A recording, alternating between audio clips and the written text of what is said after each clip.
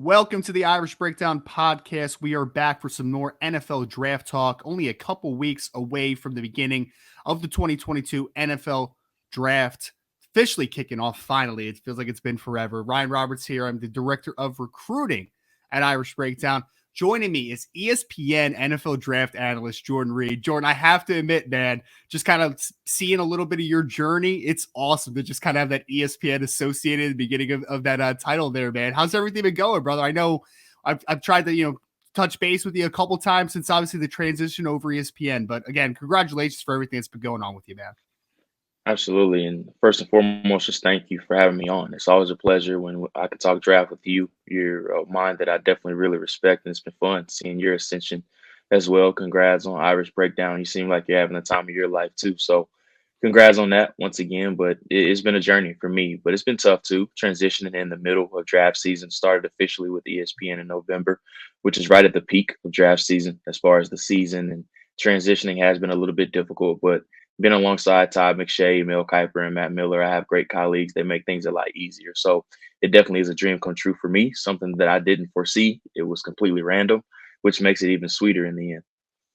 Yeah, man. No, I was really happy about that. And obviously we want to talk a lot about the Notre Dame draft prospects for this year because it's a really nice class. But before I do, man, just kind of going off of that little intro to working with guys like Mel Kiper and Todd McShay. I mean, Mel Kiper is one of the reasons that I got into this. Kind of growing up. He's the Yeah. godfather. What's it like just having conversations with those types of guys and then being colleagues and coworkers with such great minds like that? Yeah, so the day that I got hired, Mel actually called me and it popped up on my phone, Mel Kiper. I was like, man, I can't believe this. Like, I never thought that I would be talking to Mel. And then we talked for like 2.5 hours on the phone. Mel talked for like 2 hours and 25 minutes of that phone conversation about the '83 Baltimore Colts and that story. So just hearing him retell that it is fun, but just being able to talk to Mel Kiper, it's like Michael Jordan to me. Everybody envisions or meeting their star athlete or musician that they grew up idolizing. Mel Kiper was that to me. Like, he was the guy that I idolized, somebody that I always wanted to work alongside or eventually be or become in the future. So just talking to him and having a phone conversation, it was a surreal moment.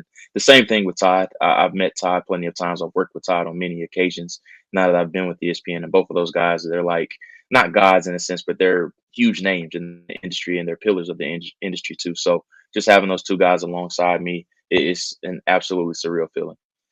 Oh yeah, man, I'm sure. And I mean, I obviously I wanted to really mention Kuiper because I mean he is the reason that this has been glorified into something that you can do year round. It's something that I love to do. Obviously, he's the pathway for guys like us to kind of love this type of journey. So really wanted to get into obviously Jordan. I want to pick your brain a little bit about the draft class just because we haven't had the opportunity to talk about it too much. Obviously, with your move and the ascension that you had. But I want to start obviously with Kyle Hamilton. He's a guy that everybody, Notre Dame alike, NFL draft fan alike, they want to talk about him a lot. And I am a huge fan of him, obviously. For me, you don't historically speaking just see many 6'4" and an eighth, 220-pound safeties with 33-inch arms walking around on the face of the earth. Like, that's a very interesting physical profile. Just take me through some initial impressions of Kyle and how you feel like he stacks up as far as maybe one of the better safeties that you've evaluated during your time.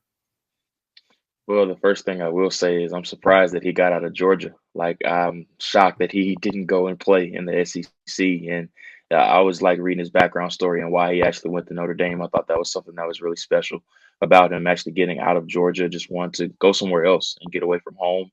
Notre Dame was a great spot for him. He was able to play right away. But just the physical aspect of him at 6'4", like you mentioned, 230 plus pounds. I mean, he brings everything that you want in a safety, has that tone setting presence. He can come downhill and feel against the run. He's consistent enough against the pass, even though they didn't use him in certain situations. You didn't see him a lot in man coverage outside of the red zone. But I think he's fine in man coverage. I think he can carry down the seam with those tight ends. Wide receivers will be a little bit of a challenge for him just because it's something that he hasn't done a whole bunch.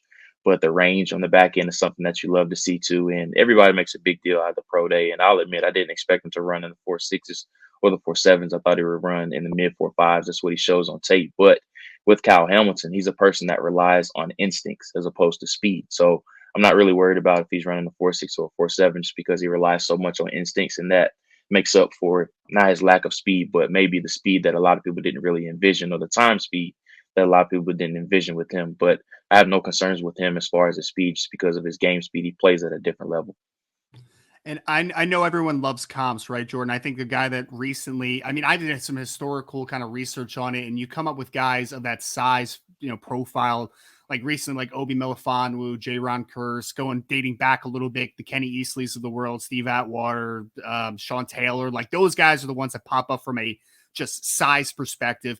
I think a lot of people have tried to compare him to Derwin James that came out a few years ago out of Florida State as far as like the size and athleticism profile. Is there a fair comp for him? And do you see maybe a little bit of the Derwin James comparison in his game? I don't think he's as physical as Derwin, but I mean, he's plenty fine as far as coming downhill and striking defenders. But I think one of Derwin's better assets was just how physical he was. I think he was a little bit more intense than what Kyle Hamilton does downhill. And like I said, Kyle is fine as far as the physicality. He's not shy or hesitant or anything like that. I just think Derwin's physicality and the strength levels were just a little bit on par, or I should say a little bit higher than Kyle Hamilton's right now. But Kyle Hamilton obviously has the size on Derwin. He's much bigger. And I think Hamilton's range is a little bit better on the back end too, honestly, even though Derwin was really, really unique as far as in coverage. But I like Hamilton a lot. He's my second ranked player right now. I've said it plenty of times. I would take him inside the top 10. If I was Atlanta at 8, I would take him. If I was the Giants at 7, I would take him too, just because he's so unique and he unlocks everybody on the back end of the defense just because of how many hats he can wear. And that's an interesting one. Leading me into my last question on Kyle is I like to talk about the window with him a little bit of where he could go. I think, I don't know what Houston Texans are going to do at 3. I feel like a lot of people are penciling an offensive tackle because there's been a lot of talk about, maybe Laramie Tunsil's out the door at some point. But for me, I always thought that the window is 3. And I really thought the floor for him was around pick 10 to the Jets. Like that was in my mind. Connor Rogers, when he came on last week, he said that he thought 11 was the end to the fall that could potentially be Washington Commanders, maybe being the last spot. Do you see any world where he gets out of the top 10? I know that's been a talking point a lot, at least on the media side of things. I mean, it's possible just because of the edge rushers that we have that are creeping up the board. I mean, we're going to see probably 3 or 4 go inside of the top 10. The obvious ones are Hutchinson, Thibodeau, and then also Trayvon Walker, who's making a huge ascension right now, all the way up to Charles. My buddy Charles Davis even had him at #1 overall to the Jacksonville Jaguars, creating a lot of uproar too. But I love Charles; he's awesome. But Trayvon Walker is one that's made an astronomical ascension up the board. So those defensive linemen, unfortunate for Kyle, are going to push him down the board a little bit potentially. But the great thing for him, he could end up on a better team. So yeah, I think the Commanders at 11 or even the Vikings at 12. I just don't think there's any way that they pass them up or pass him up just because of the need that they have in the secondary. That's fair. And I know another person that in Notre Dame circles was a little, I don't want to say overanalyzed because it definitely matters, but Kyren Williams goes to the combine. He was weighed in 194 pounds, ran 4.65, which is obviously not a great time. Vertical jumps, 32 Yeah. inches, not a great jump. 9.8, not a great broad. So it was just not a great showing overall. Was it something that you expected? And is it I don't want to say it's a huge downslide for you, but is it something where you have to kind of like second guess an evaluation on him? Somewhat. I mean, the 4.7 was really, really shocking to me. He showed to have much more juice on tape than that. And that's not to say he has really, really good long speed. I was expecting somewhere in the mid to high 4.5s, just based on what he showed on tape. But I think he did hurt himself a little bit with that 4.7. But the good thing for him is that he came back and ran, I believe, mid 4.5s at the pro day, which is great for him, especially being a smaller back. You can't be small and slow. That's just a huge no-no in the league. You have to be, if you're shorter, you have to be fast or provide some type of quickness, which Kyren does show on tape. I think he's fine as a pass catcher. I think he's one of the better pass protectors in this draft overall, too. So he's going to help himself as far as some 3-down value. He's going to have some special teams value as well, too. So I think probably 5th round. I think that's probably where I see him right now, 4th or 5th round. I think that's the sweet spot for him now that he came back and ran the mid 4.5s at the pro day. But he's going to help himself out as far as the pass protection and then the pass catching ability that he has. I think he'll be fine, just because, like I said, you can't be small and slow. That's like a double negative in the NFL, especially at running back. Yeah, I always felt like Kyren has a really nice baseline, obviously, as a pass receiver, which he does very well, the pass blocking that you mentioned. And then he also did a pretty nice job as a punt returner for Notre Dame this past year. So I think there's a baseline for him, obviously, make a roster, make an impact. My question is, do you think that there is upside with Kyren maybe being, I don't want to say high volume ball carry, but maybe more of a ball carry, higher volume than I feel like a guy that's kind of thrown out there a little bit is like a James White type of comparison. I feel like maybe he could be a little bit more of a volume carrier than that. But what do you see personally as far as maybe the ideal output from a volume perspective? Yeah, I think it can be that 1B to a bell cow 1A rusher. And the name that I wrote down after I finished watching him was Philip Lindsay. He reminds me a lot of Philip Lindsay when he was coming into the draft. And I know Lindsay ended up being undrafted, but he had some productive years when he saw a bunch of playing time. So from a frame perspective, just what he can be on the next level, I think he can have some glory years like Philip Lindsay had. And I mean, Philip Lindsay was a really good back when he was at his peak. So I could see that out of Kyren Williams and just the value that he brings to a committee as more so a 1B type of rusher that's paired or complements a 1A guy.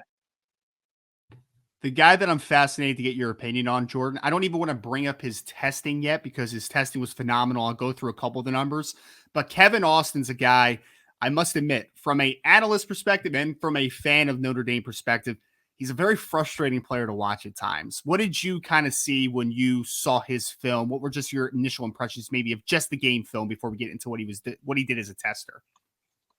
Well, you get really excited when he touches the ball just because he's so explosive. You see the testing numbers on tape, but he just couldn't stay on the field, whether it was for discipline reasons or just some of the things that he went through during his career. So he's really exciting. He has that strong body that you love to see, really good blocker, really good pass catcher too. So it's just a matter of him just staying out his own way in a sense. And I was really happy to see him test really well at the combine. I think he put himself in that early day 3 discussion. I think the 4th round is probably the sweet spot for him just because that's really where teams start to take chances on those athletes that maybe didn't produce the way that you have wanted to. And I think he had a really good year last year at Notre Dame. He put up some good numbers, but he just wasn't able to consistently string year after year together. But maybe you're banking on that light turning on for him later on in his career, or I should say early on in his career as a rookie. But I think he's a really good developmental option in that 4th or 5th round. Yeah, no, that makes total sense. That's what we've kind of been floating around on the channel a little bit, like right around the 4th round. I think is a pretty sweet spot for him because for me, it's like Notre Dame has had obviously Chase Claypool that came out and was just an insane tester, and then they had Miles Boykin that came out that was also an insane tester. I think of Kevin somewhere in the between of those two guys, like somewhere in the middle to a degree. Let me ask you though, from the 1 year of sample size, he had an opportunity to go back to school, and I don't want to talk about the decision to go back or come out because that's his personal decision. But for you, is it a big red flag that he only had one season of production? And do you think that that's going to be held against him at all, or do you think it's just they see the upside with him? I think it's just the upside with him. I think he wanted to cash in on, well, my value is really at its highest peak right now, and then he would have to adjust to a new quarterback next year as well. So he's thinking maybe I don't want to have to go through the chemistry issues of developing with another quarterback. I don't know who's going to be the quarterback next year, as far as with Notre Dame, but obviously it's not going to be Jack Cohn next year. So he would have had a new guy under center that he would have had to develop chemistry with. So maybe he's thinking my draft stock is at its highest right now. I don't think it's going to get any higher next year. I can go out here. I'm confident in how it could test too. Even though I have that 1 year of production, I'll just let the tape speak for itself. I'll go out and answer questions of why I was suspended for an entire year. Maybe I can clear up those red flags that I do have. So, I mean, I was fine with the decision, and I think he'll be fine. Now it's just a matter of him distancing himself from some of those red flags, answering the questions, taking it head on, and then just performing in camp. That's what it's going to come down to. You mentioned his quarterback already, and it's the perfect segue into Jack Cohn. I would argue Jack Cohn's had one of the more just solid processes so far. I felt like he was maybe the best quarterback at the East West Shrine. I know he got the award for the event, and then I thought I mean, 4.9 in the 40. I knew he wasn't going to be a fast guy, but like 33-inch vert, pretty solid number. He's throwing the ball solidly across the board along the whole draft process. What do you feel? How do you feel Jack has been able to help himself during this process? Just kind of maybe separating him in what is kind of an eerie quarterback class the further you get down, especially. Yeah, whenever I'm at these all-star games, I always have my eye on quarterbacks. Being a quarterback guy playing the position, that's always the position that I'm most intrigued by. And I was really impressed with him at East West Shrine. I'm right there with you. I think he was the best of the bunch there. I thought he was better than Brock Purdy and Skylar Thompson, who were the two quarterbacks in his same group on the same team. I thought he was the best of the bunch. Start off a little bit slow, not an overly vocal guy. He was a little bit laid back, but he let more of his actions speak, and he really developed as a leader as the week went along. So I was really impressed with him. He isn't as physically gifted as some of the other quarterbacks, but he's super smart, and he always knows where to go with the ball. You saw the anticipation over the middle and then along the sideline outside of the numbers. Like I said, he doesn't have a super big arm at all, but he overcompensates that with anticipation. That's the big area of where I was really impressed with him. Him being exposed to an NFL playbook for 3 days, he really was able to master it just because he was pointing guys in the right direction. He was setting guys up as far as protections. You just don't see stuff like that at All-Star games. So that's just a credit to his football knowledge, his football IQ, and just how well he was able to digest the terminology.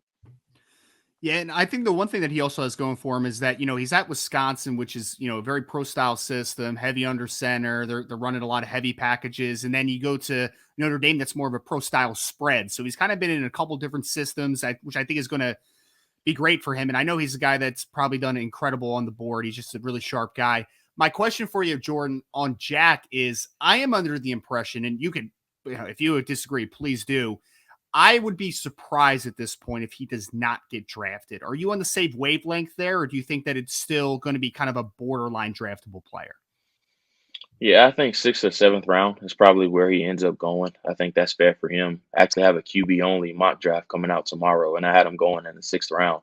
I can't remember which team it was. I think it was like the LA Rams, if I'm not mistaken. So I had him going in the sixth round to the Rams. But I think that's probably the sweet spot for Jack Cohn. I think I would be comfortable taking him in the sixth round as a developmental option. I mean, it couldn't hurt at all adding him to a room of plenty of players that we both know with backup quarterbacks, it's a crapshoot as far as those guys sticking on a roster. But just let Jack Cohn go out there and let him perform and see how he does. We know that he's going to be able to digest the terminology very quickly. He's going to know where to go with the football. And that's all you can ask for out of a backup quarterback. You just want high quality insurance. And I think he can eventually provide that. Yeah, Jack's an awesome dude, man. I'm really happy to see that he's had such a, again, clean draft process through it all. Because at times during the season, man, there was adversity during like the early stages of Yeah. the season. Getting it kind of, there was a little bit of a quarterback carousel, and he played his best football down the stretch. So I'm happy to see my last guy, Jordan, that I want to get with on the Notre Dame side of things before I ask just a little bonus question. Myron Tagovailoa-Amosa, of course, is to his cousin, which is one of the main storylines. Very interesting arc for him in his career at Notre Dame. He's a multi-year starter as a defensive tackle, weighing about 285 pounds or so. Then his final year, he cuts weight because, I mean, honestly, he's just a guy that struggled to keep that weight on during his career. So then he plays around 260, 265 his last year, plays the big end, strong side end in their defense. I think he's an interesting player because I think he's just a really solid football player, but I think that he's one of those guys, Jordan, and I've talked about this a little bit on the channel. It's like there's hybrid players and then there's tweeners, right? Like hybrid is, you can do a little bit of everything and you can kind of work different roles. Tweeners is where like you don't really fit perfectly into maybe a particular role. What do you see in Myron as far as his preferred role at the next level? And do you feel like he has traits that you would be willing to bank on sometime as a draftable player? Yeah, so I got an opportunity to see Myron at East West Shrine, and right in my recap, he was one of my biggest takeaways as far as the most impressive players, and that was after he cut weight. Just the pop in his hands and the strength that he plays with, I mean, it was easy to see. Like he was able to lock out, shock and shed plenty of defenders.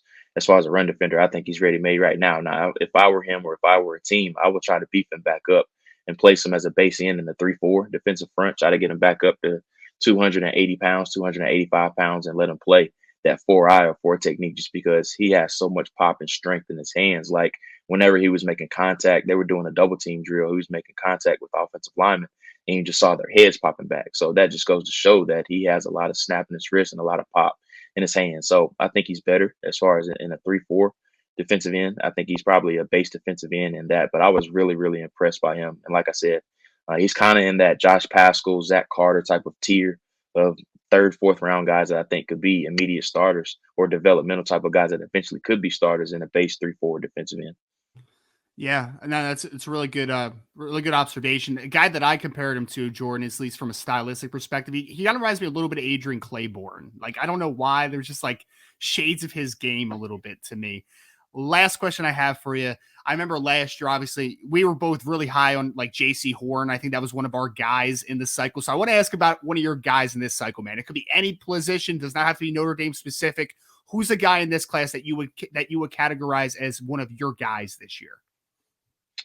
Oh, man, I have a lot in this class. I really like this class from a depth perspective, but one that I love is Jalen Petrie from Baylor, just because just seeing him at the Senior Bowl, like I was blown away by him. And I think what happens a lot with the safety classes and safeties in general, and I learned this from Javon Holland, is that the big knock on Holland, not from me, but from just what everybody was saying, was that he only played in the box as far as a strong safety during his final year at Oregon. But if you go back and you watch his previous years, he's playing free safety, he's playing high post, he's doing all that stuff. So what's a little bit different about this safety class is that you kind of have to project a lot of these guys just because they were so fixated on playing one position. Daxton Hill is another great example of where he just played nickel, but he can do so much more. He can play high post, he can play free, he can play strong, he can come down and be the low safety. There's so many other needs that he can satisfy. And I think that's very similar with what's going on with Jalen Petrie, just because he played that star position in Dave Aranda's defense that Minka Fitzpatrick made very known in Saban's defense. That's really where it originated.